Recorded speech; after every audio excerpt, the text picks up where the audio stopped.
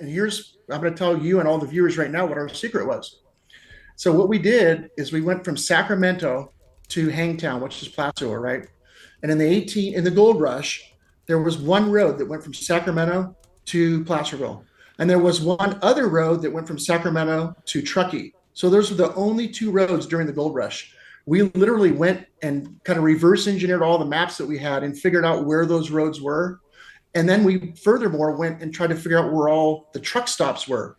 And what I mean by that is they called them way stations back then, but every mile or two or so there'd be a some kind of a structure, whether it was a place you could stop and water the animals or try Mrs. Johnson's pie or whatever it was, right? There was all these stations along these roads. And we would go to those places where these stations were, and this stuff had never been found by anybody else. We were the first machines in there. And that is why the incredible things that we were finding were so mind blowing. It was a place that no one had ever tapped into, you know. Nothing And then, better than that, man. My God. yeah. And then it kind of a funny thing. I was reading a book one time from one of the gals that lived in one of these houses. And she said that her servants lived across the street. And she said that whenever the drovers would come in, which I think were the big teams, that she would have them go downwind and down to the water to keep all the animals, and they'd have to sleep downwind with all their animals because she didn't want the smell or the flies. And they didn't want her noise either of, you know, harmonicas and fiddles and people dancing. But we started thinking about that. And we thought, wait a minute, we need to start looking downwind of these structures. So then we had a whole new frontier. So we'd already hit all the buildings, right? Now we just went downwind and here's all this other stuff.